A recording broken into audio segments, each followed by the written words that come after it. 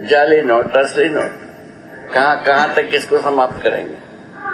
बहुत ज्यादा जाली नोट चल रहा है। जाली नोट, असली नोट, इसको कौन समाप्त करेगा? किसके पास सिद्धांत है, प्रक्रिया? कहाँ? अभी अपना खरे साहब आते हैं, वो असली नोट और नकली नोट का एक्सपर्ट हैं।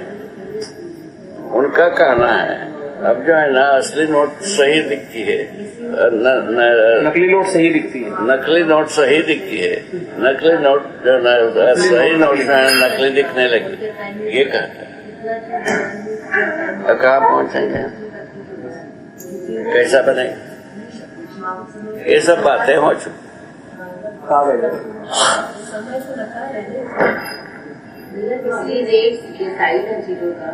वो उसकी उपयोगिता के बाद ही तो उसकी वैल्यू देखते हुए तो किया होगा ना। अभी वैसा नहीं।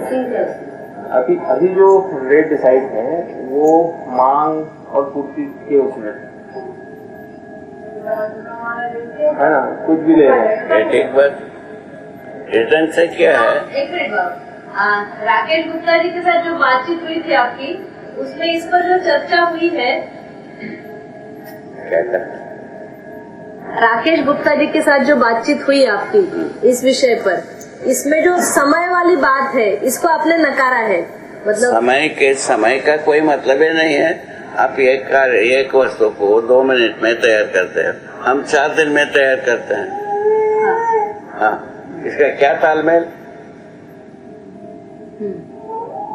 हमारा करने की मादे पर निर्भर है, ठीक है। आज जितना गति से हम कोई चीज को निर्माण करते हैं, कल उससे ज्यादा गति से करते हैं। इसको कौन रोकेगा? अभी ऐसा ही हो रहा है और उसी के आधार पर फिर रेट तय होता है। वो तो समय के साथ जोड़े हैं ना, इसीलिए तो सब कुकर्म है। समय के साथ ये पता चल गया ये समय तक हम बीड़ी पीना है, दारू पीना है, पेशाब करना है, टट्टी करना है, 4 कर्म कर दिया, टाइम पूरा हो गया, चल दिए। उसको कोई रोक नहीं पाता। यहाँ तो आ ही रहे, आप तो हर जगह में देखते ही हो।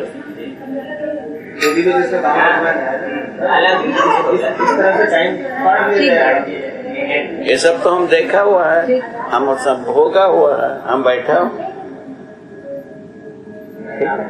अभी देखो, हम जब आए थे अमरकंटक तक, उस समय में 12 आने 1 रुपया लेबर चार्ज, ठीक। वो बदल करके अभी 40 रुपया, 50 रुपया, 100 रुपया, यहाँ तक ऐसा काम चल रहा है। ऐसे स्थिति में जो अभी काम करने का रेट है, पहले से 1/4 नहीं रहेगा। हाथ चलाता है, मन चलाता है, उत्पादन करना है, ये उद्देश्य नहीं है। कैसा नुकसान पहुंचाना है उसका उद्देश्य। उसके बाद क्या हुआ? जो प्रौद्योगिकी में काम करते हैं उनका भी वही उद्देश्य है, खेत में काम करते हैं उनका भी उद्देश्य है।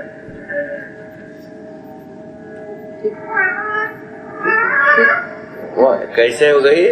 समय के साथ प्रतीक पैसा होने से। जब जो काम करते हैं वो खुद उत्पादक हो जाते हैं, उत्पादन का भागीदार हो जाते हैं, उसके बाद क्या बात? चोरी करो।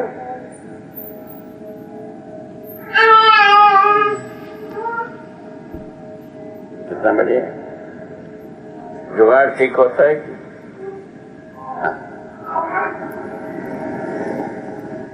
तुम्हारा पैर लंबा है, ऊपर चल सकते हैं। हाँ बाबा।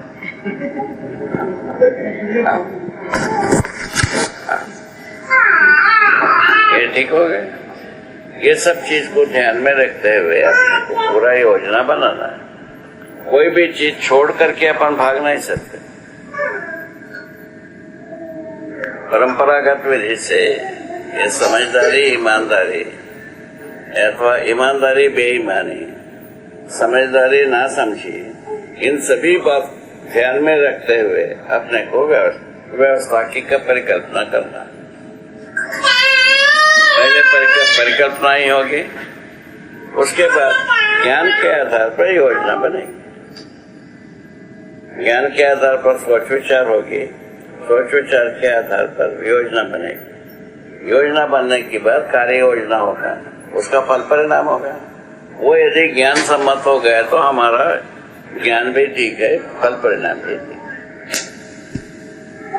बाबा वो बताइए ना, ट्रेन की टिकट कैसे लेंगे, बताए थे? नहीं, कोई विनिमय करना होगा, ट्रेन से जाना होगा तो कुछ ट्रेन तो मेरी होगी नहीं, तो कुछ देना होगा, तो क्या उसको देने का क्या तरीका? ट्रेन में जाएगा आदमी, ट्रेन का फ्लाइट के है ना, तो वो किस तरह से वो निर्धारित होगा बाबा? क्या बोले? ट्रेन में जा रहा है, ट्रेन से, हाँ। तो उसका वो मूल्य निर्धारण कैसे होगा?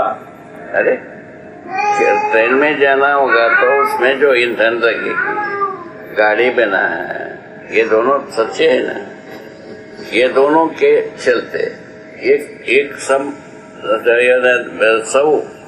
एक व्यक्ति के पीछे एक श्रम, 100 श्रम कुछ भी होगा, उसका मूल्यांकन हो जाएगा, उसके अनुसार लेन देन होगा। श्रम का मूल्यांकन, श्रम का मूल्यांकन कैसा होगा? उसके लिए हर व्यक्ति किसी न किसी परिवार के होंगे, किसी न किसी गांव के होंगे या मोहल्ला के होंगे, ठीक है ना। एक मोहल्ला सभा में एक परिवार का कार्ड होगा, उसमें उस परिवार का श्रम लिखा रहेगा, कितने लोग हैं, समर्थ लोग, कितना श्रम जमा है, उसका विनिमय होगा। तो जमा माने श्रम जमा माने कैसे होगा? जैसे विनिमय कोष में हमारा वस्तुएं जमा होगा, वो श्रम जमा होगा, वस्तु श्रम के संख्या में जमा होगा। अगर जो विनिमय कोष में जो जमा होगा, वो कुछ भी वस्तु जमा होगा, वो श्रम के सिद्धांत से जमा होगा। उसके समय उसका भी प्रतीक मूल्य चल रहा है, उसके सामने ये भी लिखा जाएगा इसका प्रतीक मूल्य इतना, अभी शुरुआत, उसके बाद वो प्रतीक मूल्य खत्म। कैसा? एक गांव से शुरू किया, 10 गांव में हो गया, 10 गांव में विनिमय शुरू हो गए, और 100 गांव में चले गए, 100 गांव में विनिमय शुरू हो गए। पहले जो जहाँ गांव शुरू किया था वहाँ प्रतीक का अभाव हो गया, वहाँ प्रतीक की जरूरत है नहीं। और एक 100 गांव से चल करके 1000 गांव में चल दिए तो और प्रतीक मूल्य और गांवों से छूट गए। ऐसा होकर पूरा देश में यदि विनिमय सिद्धांत स्थापित हो जाता है और इन्हें गिने जगह में ये प्रतीक मूल्य रहेगा, अन्यथा रहवे नहीं करेगा। और अड़ोस पड़ोस के देशों में यदि हम पहुंचे तो सभी देशों से विनिमय का जो प्रतीक मूल्य है खत्म होता जाएगा। इस ढंग से काम है। ये समझ में आता है? नहीं आता? ये समझ में आता है कि उसके पास माने उसका ऐसा हम 10 व्यक्ति यहाँ हम परिवार में, इनके बीच में प्रतीक मूल्य कहाँ है? आप ही बता। ठीक है, ये सब तो किसी न किसी कार्य के लिए, किसी न किसी अपराध के लिए सहायक है ही। हर परिवार किसी न किसी न्याय के लिए, किसी न किसी विधि से, और यह अन्याय के लिए सहायक है। इनमें प्रतीक मूल्य का लेन देन कहाँ है? आप ही सोचो।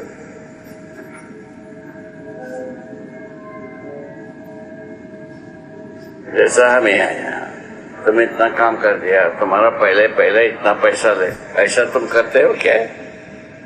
क्यों नहीं करते हो? इसमें होते ही नहीं, उसमें उसका गंदे नहीं है। तो वैसे ही मैं क्या आपको कोई पैसा देता हूँ? कुछ भी नहीं। ऐसा बात चल रहा है। मूल में परिवार में कोई के पैसे की लेन देन, प्रतीक मूल्य की लेन देन नहीं। सभी श्रम करते हैं अपने ढंग से, ठीक है। अब रह गया वस्तु के वस्तु वितरण में जो है ना, एकाधिकारवाद को छोड़ करके परिवार में सबका अधिकार बनने वाली बात बनती है। अभी भी एक से अधिक लोगों का अधिकार होता ही अभी भी हर वस्तु पर, उत्पादित वस्तु पर एक से अधिक लोगों का अधिकार होता है। क्या बोलना चाहते हैं? अभी कोई भी चीज उत्पादन किया, जैसा गन्ना उत्पादन, उसमें अकेले आपका ना हो करके एक से अधिक व्यक्तियों का अधिकार रहता ही, तभी बंटवारा होता है, नहीं तो काय को बंटवारा होता। वस्तुओं का बंटवारा होता, वस्तु में से जो धरती है ये बंटवारा है कि नहीं? आप बोल रहे हैं यदि व्यक्ति समझदार हो जाएगा तो प्रतीक क्या बुरा है? प्रतीक कुछ भी नहीं है। प्रतीक जो है ना मर गए, साइनाइड लेकर के सो गए। अभी प्रतीक को लेकर के दुर्गा जी कहाँ पहुंचे? मट्टी से बनी दुर्गा जी, ठीक है ना, मट्टी से बन करके चौहट्टा में बैठी, उसके सामने दारू पी करके बच्चे नाचे, दारू पीने के लिए संसार से चंदा मांगे। यही काम देखने को मिल रहा है। आप देखते ही हो, हम देखता ही हो, सबको देखने को मिलता है। इसको प्रतीक माना।